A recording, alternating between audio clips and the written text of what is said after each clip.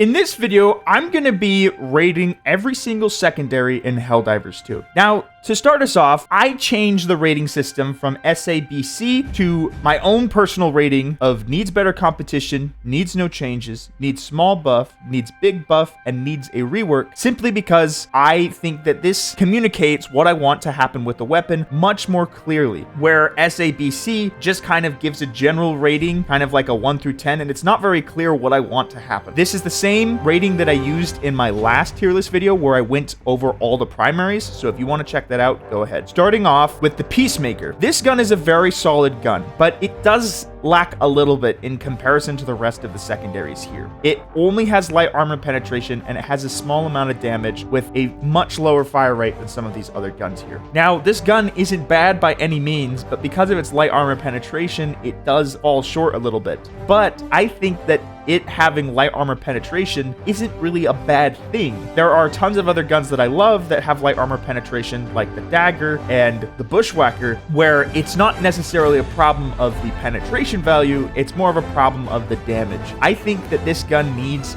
either a little bit more ammo so that you can stay in the fight for longer than some of these other sidearms here, or you give it more damage so that it can one-shot robots to the head, so something like 125 damage per bullet. The Redeemer. This gun is a fully automatic pistol. Now, this gun is lots of fun, and it is most useful on the bugs that I have noticed. It has kind of fallen out of favor just because we started getting more sidearms, but I remember at the launch of this game, this was basically the meta gun that everyone took against the bugs. You didn't see a single mission without this. Now, they increased its recoil a little bit so that your bullets don't fire kind of where you're shooting at, and they kind of reduced its fire rate a little bit, but it doesn't really change that sweet spot for the gun, in my opinion. It doesn't necessarily need changes, but a small buff still would be nice, so I'm going to put it at the top of needs a small buff. The Verdict. This is probably going to be the first gun on this tier list that I think doesn't need any changes.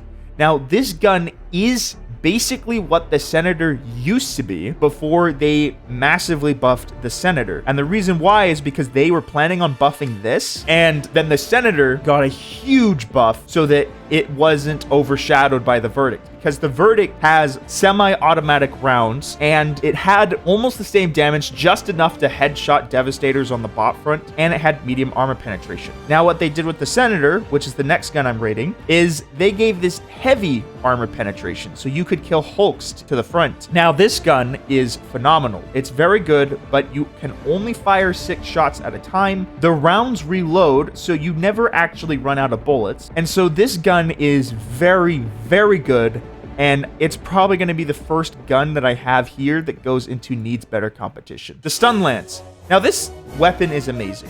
This is our first sidearm that's a melee weapon, and I think it is very, very good. It has a decent range for being able to hit things with it, and it stuns them in the process, making it so that what you're hitting will just let you keep hitting it over and over until it dies. I'm going to be putting it in needs better competition, but the baton is the exact same, but it has less range. And so I'm going to put this weapon right here. The baton is somewhat worse in comparison to that, and it is just somewhat underwhelming to use. Now, the hatchet, on the other hand, this is a sidearm that you use if you want to challenge yourself. Because it doesn't have that stun potential, it feels like it lacks a lot of damage, where you're not quite doing enough damage to excuse yourself to be that close range to enemies.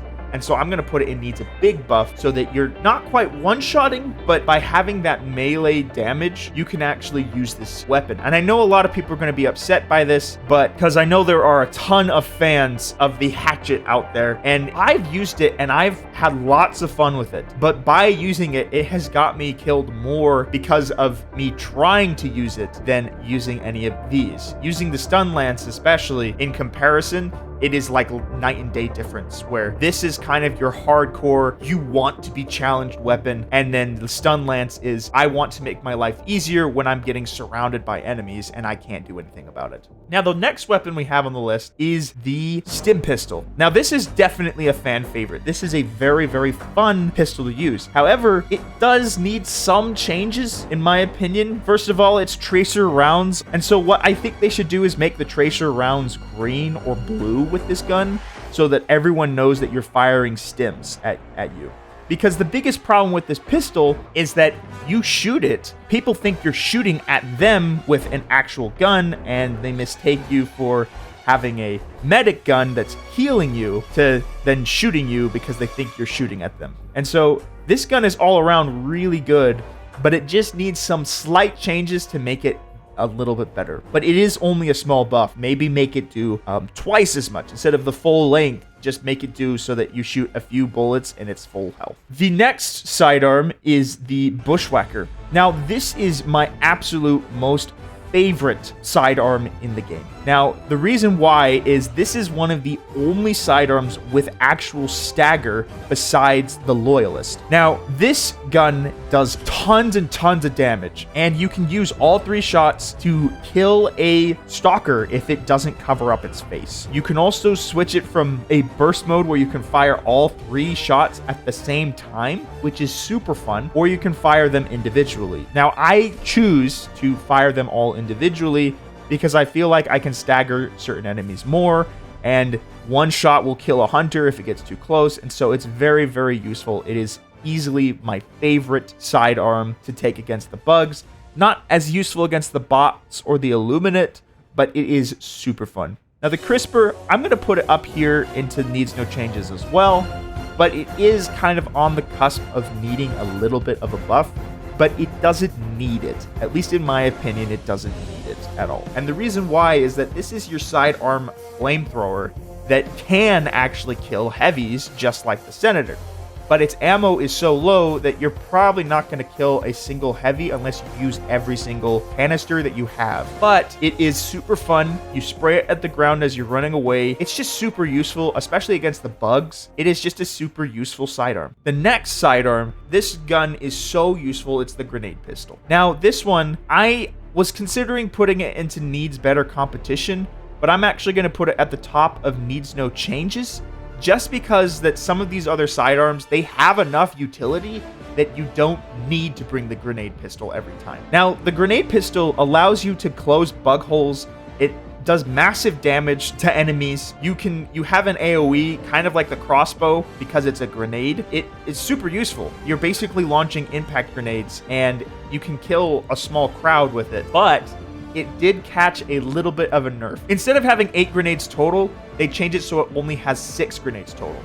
But in compensation for that, they made it so that when you pick up ammo, you get more ammo from it. And so they kind of rebalanced it, kind of reworked it, so that you're not able to clear a whole heavy hive with just one of these, but you are able to do a decent chunk with a grenade pistol. Now, the next gun is one of my favorites to take against the bots. It's the dagger. Now, I'm going to put this right here, kind of in the middle of needs no changes.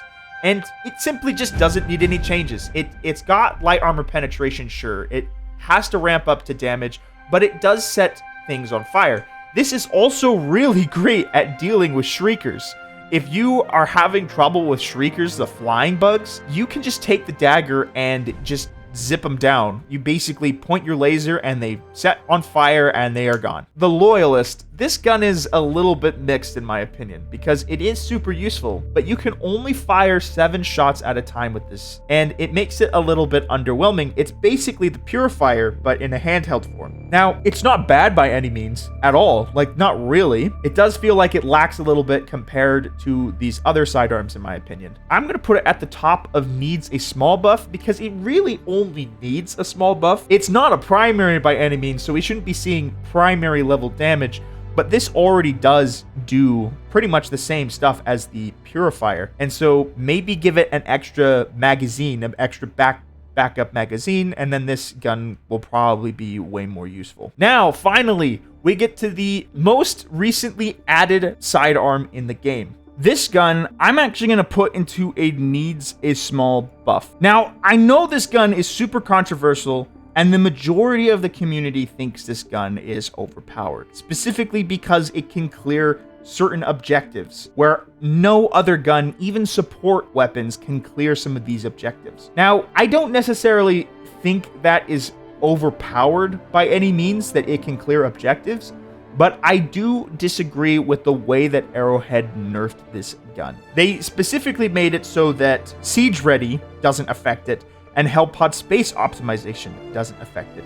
So they didn't nerf the gun, they just nerfed the things that are supposed to make it fully stocked on ammo, and they just made it so those things don't fully stock this gun on ammo, which is super frustrating, and it makes it inconsistent. The thing I'm worried about with this gun is that HellPod space optimization, although this is the only exception, I'm worried that there will be more exceptions in the future, and HellPod space optimization will just not be that great in general. It's not a nerf by any means, it doesn't nerf the gun, it just makes it annoying, and that's all I want them to undo for now. I do not want to see nerfs like this.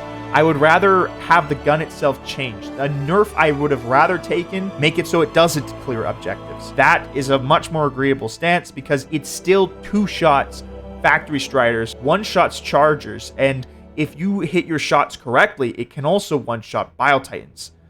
Now, it's a super fun gun to use when you actually use it against enemies, but it is hard to hit, and you accidentally blow yourself up quite often. It has a high risk, high reward, and so I think it's perfectly balanced that way. But yeah, that's where I'm going to put it here. Let me know what you think of this tier list and how I rated these weapons. Let me know if you disagree and where you would put certain weapons. And if you like this type of video, be sure to leave a like. And if you want to see more content like this, be sure to subscribe. It helps a ton, and it sure means a lot.